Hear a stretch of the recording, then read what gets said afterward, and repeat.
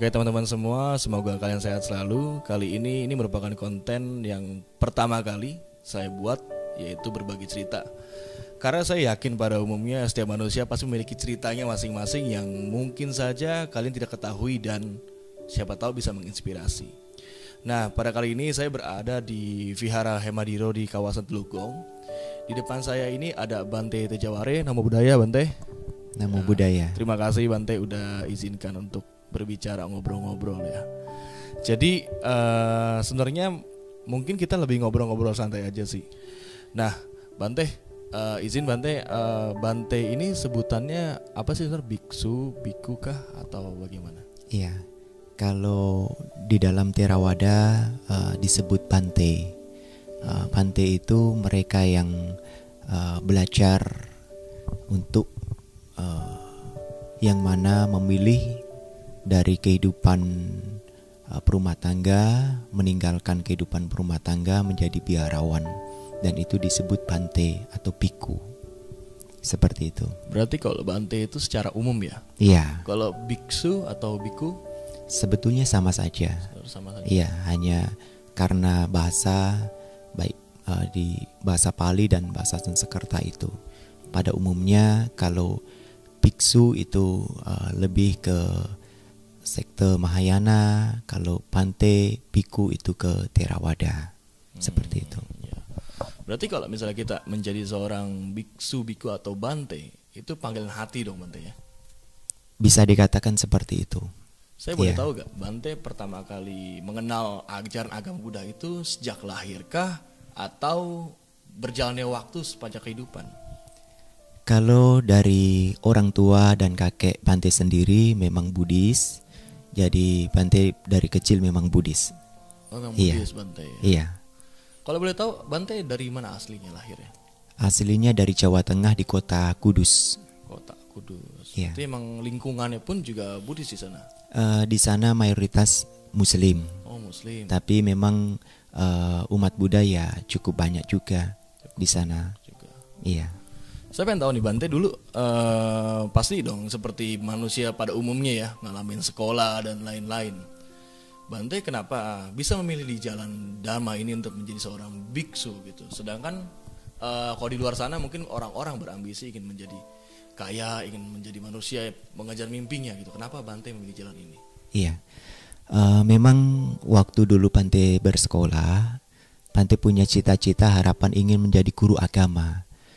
Nah, setelah merasa melihat orang tua yang cukup usia, Bante juga merasa kasihan dan Bante memilih untuk bekerja saat itu. Nah, memang dari kecil Bante sudah aktif di wihara, kebaktian, sekolah minggu, itu Bante sudah aktif. Tetapi saat Bante mulai bekerja itu, Bante juga melakukan rutinitas sehari-hari selama ke wihara, doa, baca parita seperti itu. Nah, di momen seperti itulah teman-teman Bante waktu saat kerja itu merasa sedikit aneh cara doanya, cara sembahyangnya begitu kan. Nah, di situ teman-teman tertarik ingin bertanya tentang keyakinan saya saat itu. Dan saya mengatakan, saya beragama Buddha, ini keyakinan saya dan cara berdoanya seperti ini. Ritualnya seperti ini. Nah, ketika mereka antusias bertanya dan semakin dalam pertanyaan itu, di situ saya tidak bisa menjawab. Dan saya merasa saya sebagai umat Buddha, kenapa ditanya seperti ini saya tidak mengerti dan tidak bisa menjawabnya. Nah, di saat itu saya ingat di kampung Bante itu ada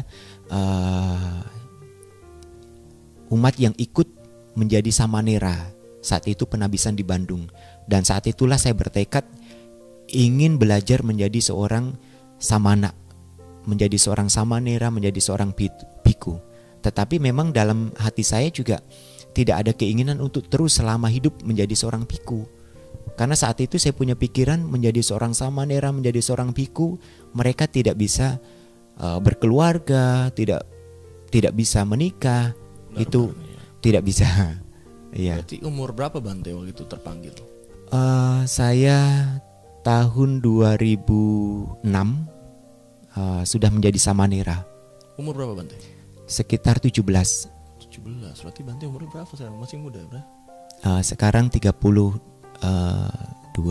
32 masih muda berarti Bante ya? Iya. Banyak kan yang saya tahu mungkin kalau orang untuk menjadi biku, ya kan kalau misalnya mungkin saya salah, saya nggak tahu. Kalau di Thailand mereka mantan apa gitu, mungkin dulu pernah sudah menjadi apa, akhirnya memilih jalan untuk meninggalkan duniawi gitu loh. Nah saya sendiri penasaran nih, seorang Bante itu pun manusia kan Bante ya?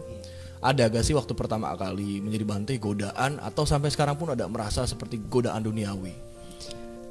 Saat ikut program itu memang program selama 3 bulan, tetapi di minggu pertama itu saya merasa sangat berat sekali. Berat dalam arti kebiasaan yang mana kita seorang biku sama nera itu sehari makan hanya pagi dan siang. Pagi dan siang, malam nggak ada? Malam nggak. Nah kondisi di Bandung kan dingin, otomatis itu membuat kondisi fisik kita menjadi lemah. Selama 1 minggu itu saya merasa berat, dan rencana itu memang saya nggak tahan. Saya harus pulang kampung kembali menjadi orang biasa, hidup normal. Saat itu pengen seperti itu? Iya, cuman dalam pikiran saya pergi ke sini juga diantar. Oleh siapa?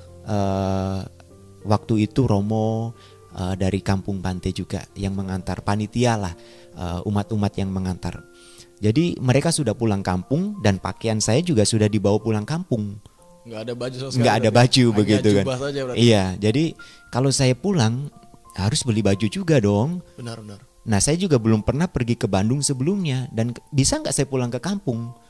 Jawa Tengah, Bandung, Jawa Tengah benar ya? Iya. Jauh banget. Jauh juga. Jadi saat itu ya saya merasa ya udahlah, tahan dulu lah. Cuman 3 bulan ini ya. Selama waktu itu ya ternyata setelah lewat 1 bulan, 2 bulan dan 3 bulan hingga saat ini memang ada. Yakin ya? Iya. Hal yang paling berat untuk menjadi seorang biku yang Bante rasakan adalah pertama memang orang tua. Karena memang orang tua Bante memang tidak setuju kalau terus selama hidup menjadi seorang biku. Bante alamin itu di tahun 2017 sampai 2010. Setiap kali Bante telepon ataupun pulang ke rumah tengok orang tua, mereka selalu menangis. Selalu menangis? Iya, tidak ingin saya menjadi seorang biku. Udahlah, lepas, udah lama, buat apa? Selalu ada kayak gitu? Iya, tapi saya ingat waktu itu tahun 2011 saya tinggal di Tangerang selama 1 tahun. Saya sampai menangis 2 kali, 2 hari. Nangis? Iya, karena orang tua meminta saya untuk lepas, dan hati saya merasa saya lebih nyaman dengan kehidupan seperti ini. Ada gejolak juga berarti iya. Seorang Bante pun bisa nangis berarti. Bisa. Nah, tapi dengan tekad saya berusaha untuk memberikan nasihat kepada orang tua, dan syukurnya orang tua sekarang ya kalau Bante merasa nyaman, bahagia dengan pilihan seperti ini, orang tua terima. Berarti orang tua sendiri sekarang manggilnya nama asli atau panggilnya Bante juga? Bante. Panggilnya Bante berarti? Iya. Tapi kalau Bante tetap itu menganggap sebagai orang tua harus hormat itu? Pasti. Tetap ya? Harus. Panggilnya Bante kalau sama orang tua nama atau? Bante pasti panggil Pak gitu, Bapak gitu, Ibu gitu. Pasti seperti itu. Iya, ya? Pasti. Selama kalau misal 1 tahun Bante ketemu orang tua keluarga berapa kali sih, atau nggak pernah sama sekali? Kalau dulu Bante cukup lama ya, jarang, karena harus pulang kampung itu ya 1 tahun, ketika ada acara baru pulang. Tetapi sekarang kan orang tua sudah ada di Jawa Barat, jadi Bante juga cukup sering untuk tengok ini dalam arti Bante juga dalam kehidupan sehari-hari sebagai seorang biarawan, kita memberikan kesempatan umat untuk melakukan kebajikan, baik itu cara berdana makanan atau memberikan bimbingan, pengarahan kehidupan ini. Dan Bante juga tidak mau menghilangkan kesempatan itu. Orang tua juga membutuhkan kebajikan. Benar. Ya, jadi ya kurang lebih 1 bulan 2 bulan sekali Bante pulang ke sana tengok orang tua, dan mereka berdana makanan untuk Bante. Ini kesempatan yang baik, dan kesempatan itu juga Bante memberikan nasihat untuk orang tua. Memberikan nasihat. Bante ini anak tunggal atau ada adik, ada kakak? Bante 3 bersaudara dan Bante anak pertama. Anak pertama. Iya. Yang kedua? Cowok semuanya. Cowok semuanya berarti. Iya. Berarti berat ya, tapi sampai saat ini nggak ada ya? Maksudnya ada kayak gejolak tiba-tiba nih karena duniawi, nggak ada atau gimana? Untuk sampai sekarang belum. Berarti fix mau jadi Bante benar Iya. seutuhnya ya? Ya semoga waktu tidak menghalangi cita-cita dan niat. Tidak niat ya, karena manusia kita punya rencana, cuman yang di Iya. atas menentukan. Kadang susah juga ya. Iya. Nah, selama ini Bante menjadi seorang Bante, apa yang sudah Bante dapat selama perjalanan ini? Sebetulnya kalau pertanyaan seperti itu untuk sebagai seorang biarawan, Bante sendiri menjawab sebetulnya tidak ada yang kita dapat. Walaupun kita sudah melakukan hal yang besar dalam kehidupan ini, apapun itu, memberikan manfaat kepada orang lain, menolong orang lain, ataupun memberikan karya apapun, sebetulnya itu kita tidak mendapatkan apa-apa. Karena apa? Semua sudah diberikan contoh dari fisik kita. Semakin hari, semakin minggu, semakin tahun, bulan, tubuh kita menjadi rentah. Ya. Tidak menjadi semakin muda, semakin sehat, semakin cantik, semakin tampan, tidak. Tapi semakin tua. Nah, dan pada akhirnya kehidupan kita akan berakhir pada kematian. Nah, oleh karena itu, apa yang kita dapat sebetulnya tidak ada yang kita dapat. Apa yang kita berikan semuanya itu akan kembali pada kebajikan kita. Nah, pada intinya oleh karena itu ya kita kembali untuk mengingatkan apa yang kita berikan kepada orang lain sekarang. Jangan justru berpikir apa yang kita dapat jadi Bante. Oh, kalau jadi Bante makan enak ya, tidur enak ya, nggak ada pikiran apa-apa. Tidak. Justru yang harus kita pikirkan apa yang kita berikan kepada orang lain. Kalau kita berpikir apa yang kita dapat, apakah harta yang kita tuju? Karena usia kita juga ada batas. Ada batas ya, benar. Iya. Lalu kalau kita rubah apa yang kita berikan kepada orang lain, itu adalah kebahagiaan yang kita peroleh. Kena pukulan sih. Pertanyaannya sebenarnya bukan maksud, mungkin teman-teman jangan salah sangka pertanyaannya seperti apa sih keuntungan, tidak, tapi lebih pengen tahu biar masyarakat juga teman-teman tahu semua bahwa itu loh tujuan sebenarnya untuk menjadi seorang Bante, dan sebenarnya manusia Bante ya, memberikan dan bermanfaat untuk lingkungan sekitar. Karena kalau tadi Bante bilang manusia akan makin tua dan manusia bukannya bertambah sih, akan terus berkurang dari sisi dirinya sendiri. Begitu benar Bante ya? Iya. Kalau Bante bisa boleh memberikan contoh, ibarat seperti begini. Seseorang yang ingin memanfaatkan sebuah tebu untuk mengambil intisarinya dari air itu. Mereka digiling dan diambil sarinya saja. Dan batang tebu itu setelah digiling dia tidak bermanfaat. Yang dimanfaatkan hanya sari dari batang tebu itu sendiri. Nah, kehidupan manusia juga demikian. Selama hidup kita melakukan hal apapun, mengejar kekayaan, mencari kedudukan, menolong orang, apapun kebaikan itulah yang sebetulnya yang paling bermanfaat. Dan setelah usia kita pada akhirnya tua dan kematian, badan ini tidak ada nilainya sama sekali. Yang kita lakukan, kita berikan kepada masyarakat, lingkungan, itu yang paling bernilai. Benar. Ya. Kalau Bante nih, harapannya nih selama jadi Bante, apa sih sebenarnya untuk umat, untuk masyarakat luas yang di luar Buddhis pun? Iya.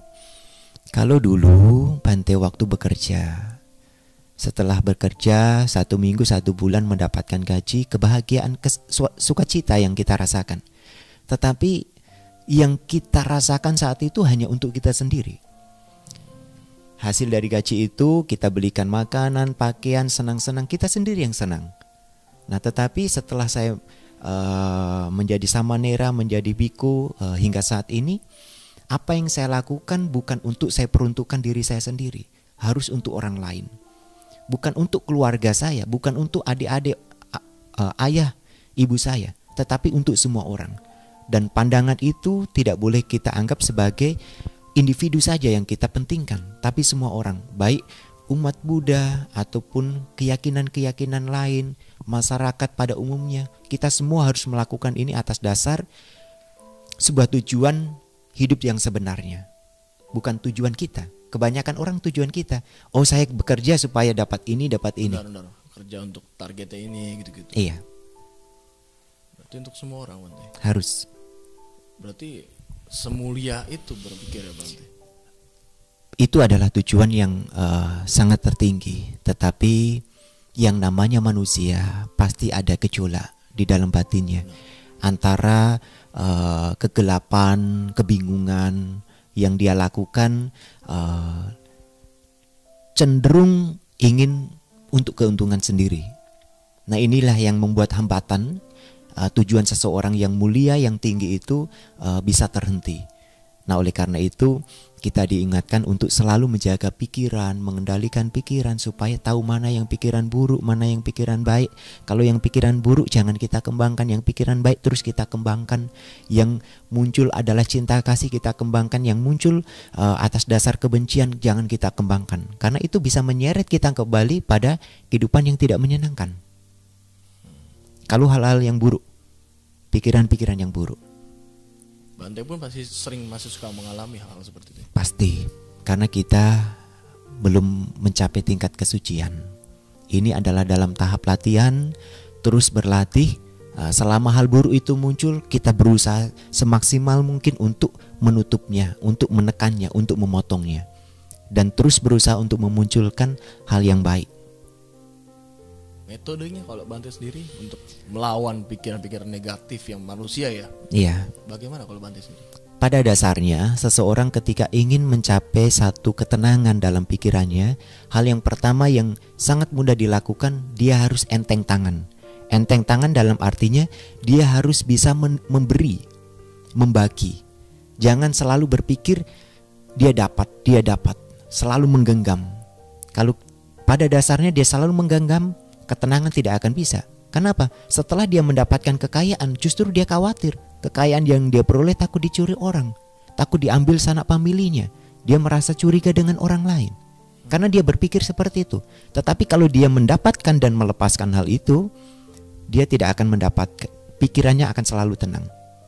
Kalau Bante menggambarkan seperti ini, Vicky, coba nanti selesai ini Vicky ke kamar mandi, lalu genggam tangan.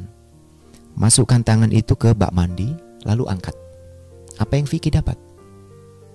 Nggak ada air. Cuman basah saja. Basah aja, airnya nggak dapat ya. Tapi kalau Vicky membuka tangan, lalu memasukkan ke dalam bak mandi itu, lalu Vicky angkat, dapat, cuman tumpah. Iya, paling sedikit ada air di sini. Iya. Kecuali kalau misalnya 2 tangan, mungkin lebih banyak. 2 tangan. Angkat lalu basuh ke muka. Pernah dilakukan? Pernah lah, Bante. Itu adalah cara, makna dari kita memberi, berbagi. Ini yang pertama. Yang kedua, untuk mendapatkan ketenangan seseorang harus berusaha menjaga fisiknya. Menjaga fisik ini dalam arti bukan supaya kelihatan ganteng, cantik, bukan. Kita potong rambut supaya lebih rapi, bukan hanya itu. Menjaga fisik ini dalam arti yang lebih luas adalah jangan sampai jasmani kita melakukan kekeliruan, kesalahan. Seperti tangan yang kita miliki, yang harusnya kita gunakan untuk kebaikan, justru kita mengambil barang yang bukan hak kita. Jangan sampai mencuri, membunuh, melakukan asusila yang salah. Itu jangan dilakukan. Supaya apa? Supaya pikiran kita tenang, karena badan kita tidak melakukan kekeliruan, tidak melakukan kesalahan. Dan yang paling penting adalah bermeditasi atau menjaga mengendalikan pikiran kita. Mengendalikan pikiran ya. Iya. Meditasi itu suatu hal yang rutin dilakukan, Bante. Iya, harus. Karena kehidupan seseorang ini bukan diukur di usia saat ini, tapi sudah berkali-kali kita dilahirkan dalam kondisi senang ataupun duka, dalam kondisi marah ataupun cinta. Kalau pikiran kita tidak pernah dikendalikan, maka justru kita akan diseret pada kehidupan lampau, hal-hal yang tidak menyenangkan, pikiran-pikiran yang tidak menyenangkan. Ini adalah hal yang perlu kita khawatirkan. Jadi penting sekali untuk mengendalikan pikiran. Mengendalikan pikiran itu paling sulit saya, karena semua the power of mind semua kan ya. Kita manusia, pikiran yang mengontrol kita, bisa melakukan sesuatu itu pikiran, Bante. Pernah gak Bante ketemu umat yang mungkin mereka kan sebagai seorang tokoh agama, Bante ya, pasti banyak umat berdatangan, mereka yang curhat sama Bante, yang cerita kehidupannya atau kegelisahannya. Saya ingat sekali sekitar tahun 2017 itu satu pengalaman yang menurut saya itu baru-baru saya jadi samanera, dan umat curhat meminta tolong karena satu problem pilihan yang menurut dia salah, yang waktu itu saat itu adalah pilihannya merasa benar, cocok untuk dia. Hal itu adalah tidak lain pasangan hidup. Iya, seseorang memilih pasangan hidup ketika rasa cinta kemelekatan itu muncul, maka dia merasa bahwa pilihan itu adalah paling tepat dan mengabaikan hal-hal lain di luarnya. Orang tua, lingkungan, keluarga. Jadi yang dikedepankan, yang selalu digenggam adalah cinta karena kemelekatan.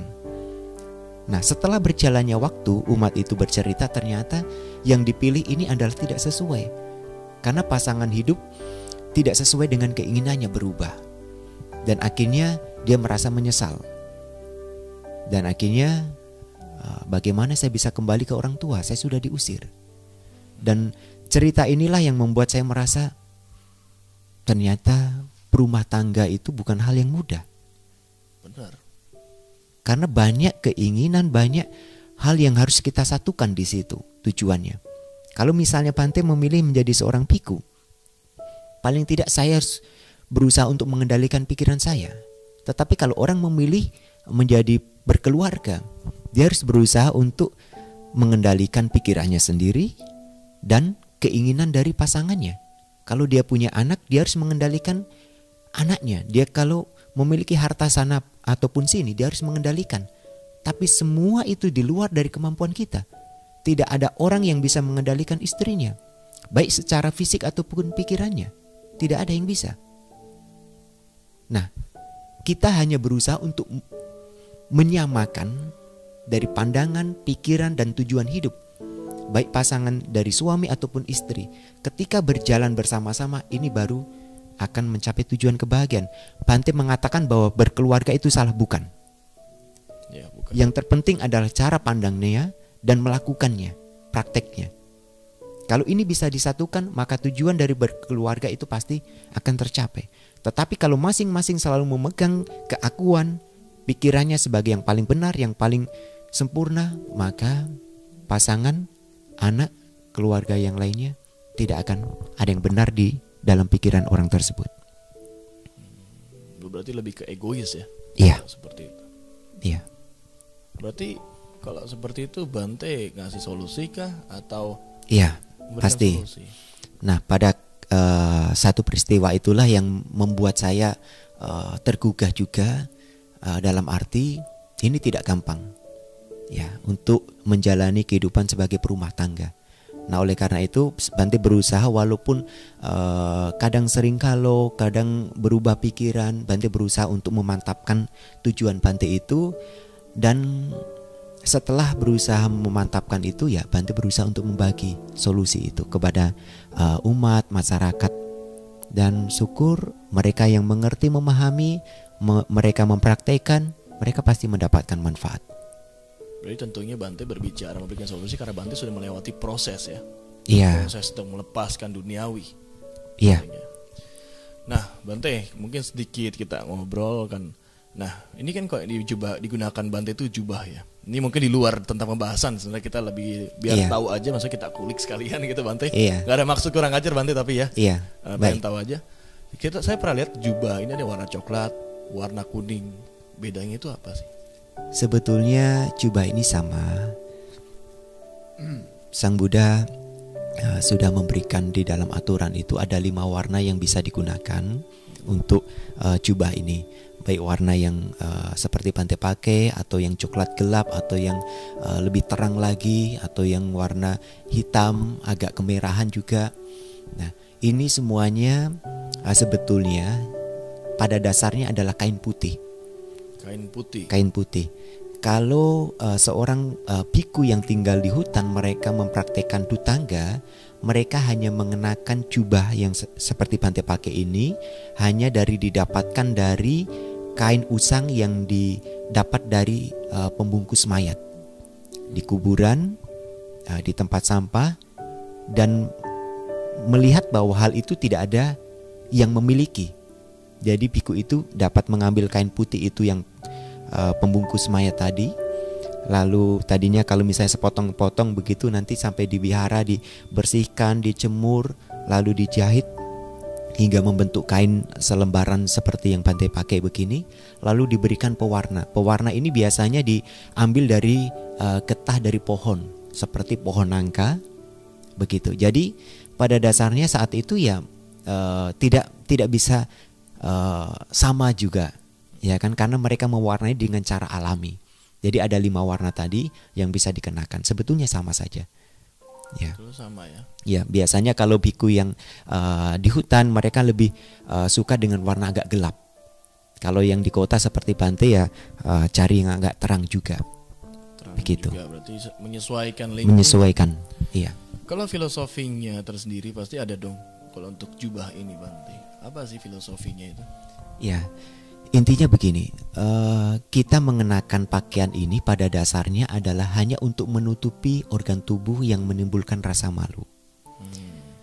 Kita jangan mengenakan pakaian ini atas dasar istilahnya menimbulkan kesenangan. Oh, ini pakaian ini mahal, ini pakaian ini mewah, ini pakaian ini satu-satunya, ya kan? Kalau kita mengenakan sesuatu dengan dasar keinginan kepuasan itu, maka akan membangkitkan kekotoran dalam pikiran kita, kemelekatan dalam kekotoran kita. Tetapi karena pada dasarnya pakaian kita ini hanya untuk menutupi organ tubuh yang menimbulkan rasa malu, dan kita juga mengenakan dari misalnya tadi mengambil dari kain pembungkus mayat, berarti ini hanya bentuk kesederhanaan. Ya, kesederhanaan. Jadi tidak ada istilahnya bentuk dari keakuan. Berapa banyak orang yang hanya dengan pakaian hanya yang mereka kenakan, misalnya maaf sendal ataupun jam, ketika barang itu rusak dikarenakan orang lain, timbul kemarahan, timbul kebencian. Ya kan, misalnya handphone, kita beli barang handphone mewah begitu kan, tiba-tiba teman kita senggol lalu jatuh lalu pecah layarnya. Berapa banyak orang yang marah karena handphone yang jatuh itu, karena keakuan dari handphone ini milikku, begitu. Nah, tetapi ketika kita mengenakan pakaian ini atas dasar bahwa kesederhanaan, ya intinya itu, maka tidak ada timbul kemelekatan pada pakaian ini. Walaupun pakaian ini terbuat dari kain yang kusut, yang tidak bagus ataupun sederhana, ini hanya pakaian, hanya kain saja. Tidak ada kemelekatan di situ. Seperti hanya itu. Untuk fungsi berarti ya. Iya. Lalu bicara soal fungsi Bante, pakaian itu untuk menutupi organ-organ yang menimbulkan rasa malu. Saya pengen tahu tanggapan Bante. Kita hidup di era globalisasi yang zaman semakin berkembang, tapi secara sisi saya lihat moral semakin turun. Bagaimana tanggapan Bante untuk mereka, khususnya yang masih mereka di bawah umur, yang mungkin terpengaruh dengan hal-hal budaya yang bukan budaya kita, ataupun dengan budaya yang berlaku dengan etika norma. Kita menutup pakaian ini, baju ini kita gunakan untuk menutup organ yang menimbulkan malu. Sedangkan beberapa orang di luar sana banyak juga yang mereka berpakaian hanya untuk menciptakan mungkin menampilkan sisi dirinya untuk seksi mungkin Bante ya. Itu kan bukannya hal yang malu yang harus ditutupi, kenapa mereka umbar? Tanggapan Bante itu bagaimana? Seperti begini, ini yang Bante pakai ini simbol dari Guru Agung kita Sang Buddha. Itu sudah 2500 tahun lebih, dan masih seperti ini cara pakainya, warnanya, bentuknya, dan semuanya masih sama. Dari dulu sampai sekarang masih. Dan ini tetap seorang biku akan mengenakan cara seperti ini. Nah, ini menjadi hal yang bukan sebetulnya lama kuno, enggak. Ya kan? Nah, ada banyak juga Bante pernah lihat orang berpakaian seperti hanya pundaknya kelihatan sekarang. Iya kan, sekarang ini juga menurut saya ini suatu perkembangan yang terjadi di masyarakat kita karena mengikuti perkembangan zaman juga. Tetapi kita harus mengingatkan, kita harus ingat kembali bahwa apa yang kita anggap sebagai keindahan, sebagai milik, pada dasarnya itu hanya sementara. Tubuh kita yang indah, yang cantik, yang tampan, yang kita anggap sebagai milik itu hanya sementara. Dan pada intinya tidak ada kewenangan pada jasmani kita. Yang kita anggap indah tubuh ini, kulit yang kencang, putih, nanti pelan-pelan dia berubah. Nah, oleh karena itu kita harus berusaha untuk merenungkan hal ini dengan sebaik mungkin. Kalau kita tidak merenungkan hal ini, pada dasarnya nanti akan mengalami usia tua. Ya, pada dasarnya akan mengalami kelapukan. Maka kita akan berpikir tubuh kita selalu seperti ini. Dan akhirnya kita mengumbar semuanya. Oh, ini loh tubuh saya indah, oh tubuh saya itu cantik, oh saya itu ganteng, ya kan? Tetapi itu hanya waktu sementara. Nah, oleh karena itu mari kita merenungkan hal ini supaya kita memahami bahwa kehidupan yang paling penting adalah bagaimana seseorang memanfaatkan jasmani ini untuk kebaikan. Kedua tangan, kedua kaki, satu kepala kita manfaatkan untuk kebaikan. Kalau kita menganggap tubuh ini indah, tapi kita tidak melakukan kebaikan, sangat sayang. Sama seperti begini tadi. Seseorang yang hidup selama 100 tahun, ya, tanpa melakukan hal yang bermanfaat untuk masyarakat, bisa dikatakan hidupnya tidak akan bermanfaat. Tetapi walaupun seseorang hanya hidup 1 hari saja, dia melakukan kebaikan sepanjang hari itu, maka orang akan mengatakan kehidupan itu bermanfaat. Kalau kita menganggap bahwa tubuh kita cantik, tubuh kita tampan, tapi selama hidup kita hanya mengumbar kemelekatan, mengumbar kebencian, mengumbar keakuan kita, kesombongan kita, orang tidak akan memandang. Hanya melihat secara fisik saja, oh ya kamu cantik, oh ya kamu tampan. Tapi apa yang kebaikan yang kamu lakukan? Orang mempertanyakan hal itu. Dunia akan mempertanyakan hal itu. Sekarang berapa banyak nama-nama di zaman dulu, para tokoh-tokoh besar. Dalam buku sejarah dikatakan, apakah di situ dikatakan ini loh orang yang paling tampan di tahun 2000, tahun 1000? Tidak. Tapi karya mereka, kebaikan mereka yang tercatat sampai saat ini, itu harus kita ingat. Jadi bukan soal tentang fisik ya. Iya. Tujuan dan apa yang bisa kita lakukan sebenarnya itu ya. Sebenarnya filosofinya kena banget sih, khususnya untuk kalau saya pribadi ya sebagai anak muda dan dalam kondisi seperti ini, ya nggak tahu, mungkin persepsi orang beda-beda, tapi saya rasa ini salah satu jawaban yang dimana bisa memberikan solusi dalam kondisi saat ini gitu. Mungkin orang itu berbeda-beda pola pikir, nggak bisa dipaksakan dan mungkin punya pola pikir tersendiri, tapi ini bisa mewakilkan banget. Nah, jadi tadi tuh yang saya tanyakan, sebenarnya saya udah banyak yang mewakilkan juga Bante. Dari Bante kenapa milih jalan ini, sampai saya tanya soal tentang pakaian, sebenarnya kan berhubungan juga bagaimana kita melepaskan duniawi. Jujur saya sebagai manusia yang kita masih kotor Bante, dimana pasti ada rasa-rasa tentang kemelekatan duniawi itu ada.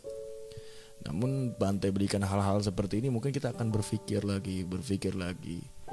Nah, perlunya makanya manusia itu perlu sekali untuk mengenal agama Bante ya, maupun agamanya apapun itu ya. Iya. Nah, kalau Bante sendiri selama ini pasti seorang manusia, seorang Bante nggak semuanya yang lurus. Tapi Bante pernah lihat dong yang nggak lurus. Saya pengen tanya nih, kalau misalnya seorang biksu atau Bante, hal apa yang tidak boleh dilakukan, khususnya selama ia menjadi Bante atau memakai jubah? Hal apa saja Bante tidak boleh lakukan? Iya. Kalau untuk para biku sudah ditetapkan dari zaman Sang Buddha 2500 tahun yang lalu, mereka harus mentaati 227 peraturan. 227 peraturan? Iya. Peraturan itu bertingkat antara yang paling penting dan semakin longgar peraturan itu. Jadi intinya peraturan itu jangan sampai kita langgar, karena peraturan itu adalah sebagai pondasi seseorang untuk mencapai tujuan hidup yang tertinggi. Seperti tadi Bante mengatakan, sebagai dasar seseorang supaya mencapai ketenangan ada 3 hal: memberi, kemoralan, dan meditasi. Dan kemoralan ini yang paling tengah seperti peraturan ini tadi. Hal yang tidak boleh dilakukan 227 gitu. 227. Nah, seorang Bante itu boleh gak sih ada hiburan Bante, mungkin main game, dengerin musik atau nonton film, itu boleh gak sih Bante? Sebetulnya kalau di dalam aturan hal itu tidak boleh. Ya kan, tidak boleh seorang biku, biharawan, samanera, mereka yang melatih sila melihat menonton hiburan yang menimbulkan kesenangan. Kalau zaman sekarang ini ya misalnya ya seperti musik-musik ya kan, ataupun game ataupun yang lainnya.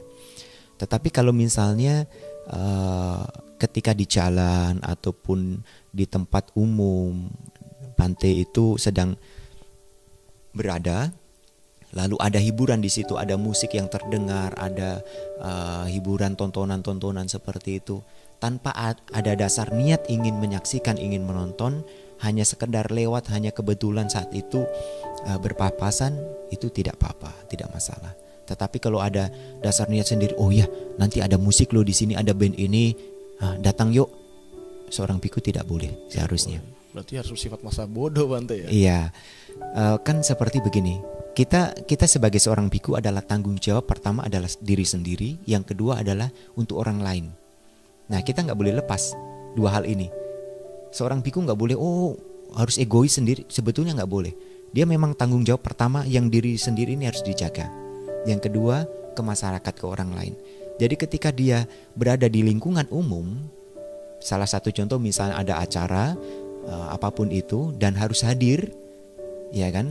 Entah itu tentang keagamaan, pemerintah ataupun perayaan-perayaan, dan ada hiburan di situ, lalu Bantenya tutup mata, enggak harus seperti itu. Enggak harus. Ya melihat enggak apa-apa. Yang terpenting kita harus mengendalikan baik telinga kita, mata kita kendalikan, jangan sampai hal ini membuat pikiran kita menjadi istilahnya penuh dengan kemelekatan, rasa suka di situ. Jangan sampai nanti setelah acara itu nyari gitu. Iya. Nggak boleh berarti ya. Iya. Berarti kalau seperti hanya itu. sekedar lewat nggak apa-apa Bang. Nggak apa-apa. Kita harus mengendalikan. Lalu untuk konsumsi makanan itu Bante, kan kalau orang tahu hanya vegetarian. Apa benar hanya boleh vegetarian atau ada beberapa unsur daging boleh dimakan Bante jadi seorang Bante itu? Iya. Sang Buddha pernah beliau mengatakan bahwa jika seorang biku memilih untuk vegetarian itu tidak masalah. Itu adalah sikap yang diambil. Ataupun yang tidak vegetarian tidak masalah. Yang terpenting yang kita harus ingat bahwa seorang biku ketika menerima dana makanan dari umat itu, daging tidak boleh. Ya, satu dia pesan.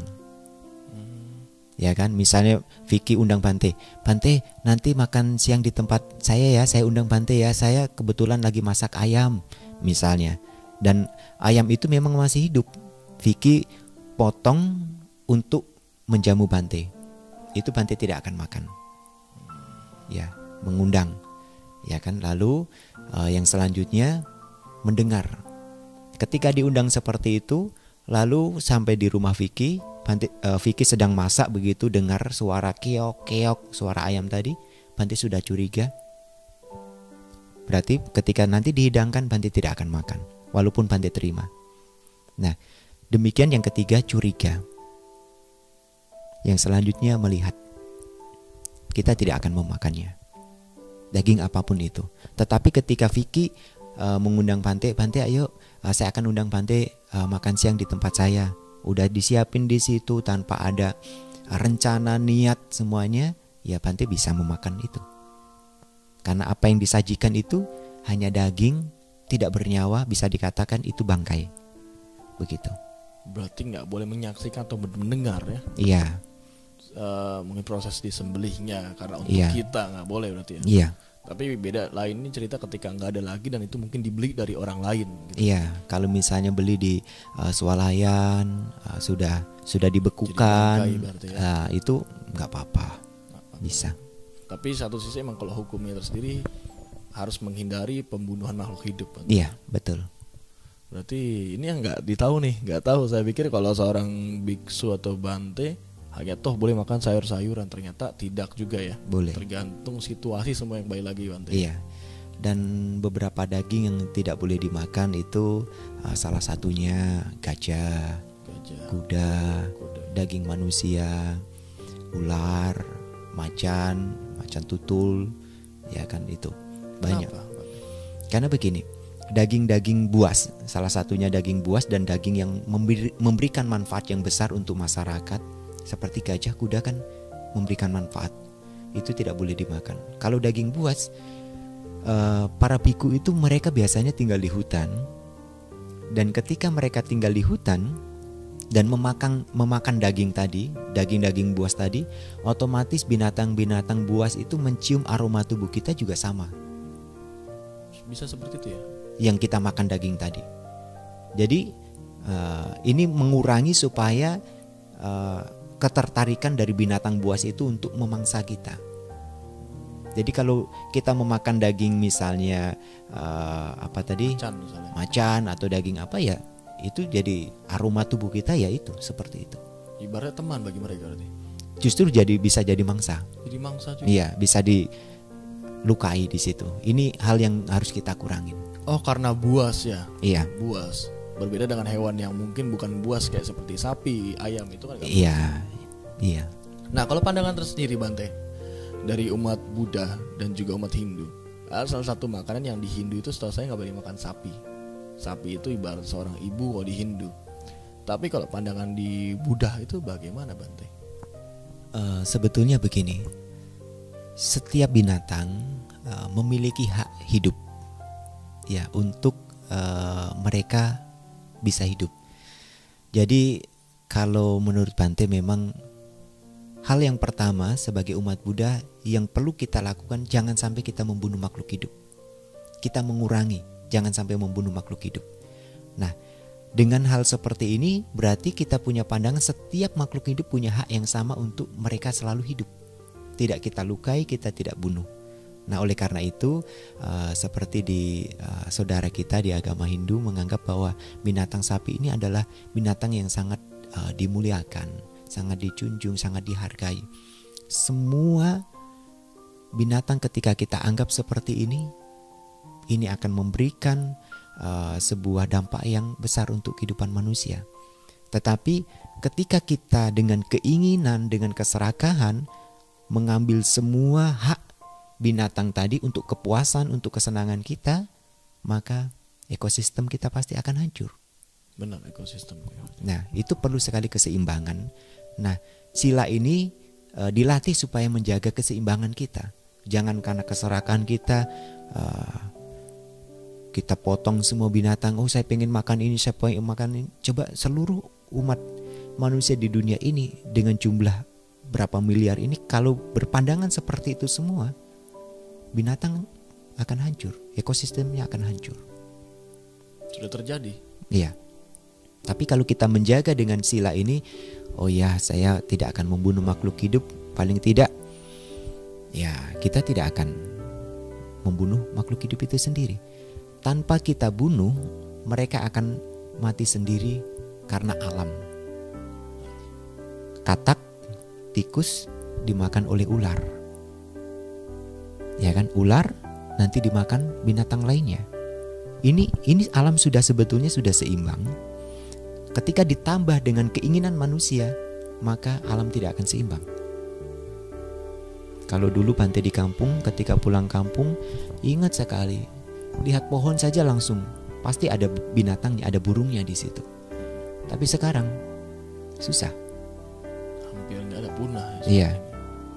Terjadi di daerah kampung juga seperti itu. Iya. Jadi Bante tahu kenapa itu? Itu karena kita melihat bahwa oh, ini burung ini punya nilai jual. Kita ambil. Jual, ditangkap orangnya. Iya. Untuk dipelihara. Kalau ditangkap masih mending. Kadang dibunuh. Ya kan, dimakan. Ada kan beberapa binatang yang emang saya suka lihat yang menyajikan sajiannya itu burung goreng dan lain-lain. Iya. Ini baru untuk dimasak.